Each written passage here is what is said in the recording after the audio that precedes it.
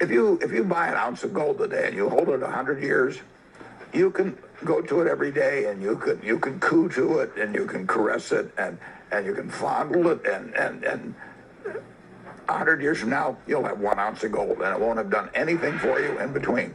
If you buy 100 acres of farmland, it will produce for you every year. You can use that money to buy more farmland. You can do it all kinds of things. For 100 years, it'll produce things for you, and you still have 100 acres of farmland at the end of the 100 years. You could buy the Dow Jones Industrial Average for 66 at the start of 1900. Gold was then $20. At the end, it was 11,400, but you'd all gotten dividends for 100 years. So a productive asset of any kind, a decent productive asset, is going to kill a non-productive asset over time. Now, in any given 1 year period, 5 year period, any asset can outperform another asset. Greetings. If you follow Warren Buffett, you probably know that he is not a big fan of investing in gold. He says it's not a productive asset, unlike stocks, farmland, etc. And yes, gold is not a productive asset, that is true.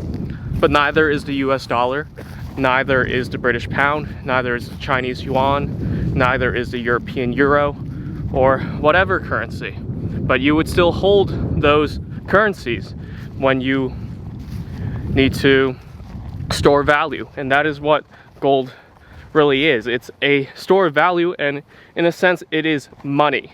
And if you know the history of money, you know gold was used as the currency for a long time, and it still is kind of treated like a currency. When you look at central banks, they hold gold not because it produces anything, like Warren Buffett said, it doesn't produce anything, but because it is basically money. It's a store of value that you can hold, and unlike fiat currencies like the US dollar or the European euro or the British pound, it is much more resistant to inflation because it's very difficult to mine gold, and it's also very expensive to do so.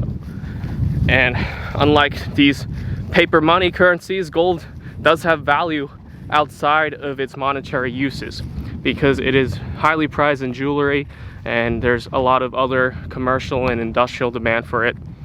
And that is why it's been quite useful as the currency during historical times.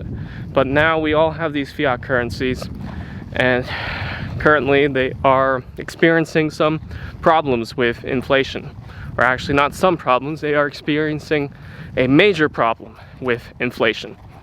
But anyway, I want to discuss in this video Warren Buffett's thoughts on gold, and we should share our opinion about it. So comment on what you think about his thoughts on gold. I will say that yes, he is right that gold is not a productive asset, but it's not supposed to be a productive asset. It's not really supposed to be an asset. It's supposed to be money, basically. It's supposed to be a store of value. Just like the US dollar, the British pound, the European euro, etc. are not productive assets, people still hold them because they are stores of value and they are basically money. They are money. And when you invest in productive assets like stocks, like private equity, real estate, farmland, there are risks to those investments. Yes, you can get big returns from those investments, but you have to do your research. You have to take a risk because there's also a chance for you to lose money and even lose all of the money you invested.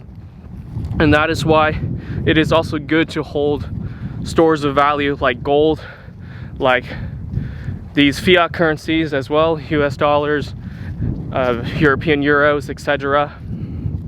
But I think that when Warren Buffett was talking about investing in gold, what he misunderstood is that when people buy gold, they're not really investing. They're trying to convert their wealth from these fiat currencies like the US dollar that can suffer from high inflation and that would depreciate the wealth that you have in the form of those currencies, and convert that into gold, which is a much more stable store of value. And although gold can't produce anything for you like a company would or farmland, it is able to store that value, and you don't have to take a risk on an investment, because although investing in stocks, investing in businesses and farmland can, like I said, make you a lot of money and generate you a good return, it's also a risk, and you can also lose your money and suffer from a loss, and that could be not so good, and you have to do research on whether to make the investment or not. So there's risk to it, basically. And that is why I think Warren Buffett is wrong about gold, because he misunderstands why people are investing in it. Or why people should invest in it. People shouldn't invest in gold because it will generate incredibly high returns like stocks or whatever, or produce wealth for you, because it doesn't really produce anything. But people should buy gold because it's a store of value. It's basically a currency, and it's basically money. And with the money these days, the fiat currencies, we can't rely on them all the time.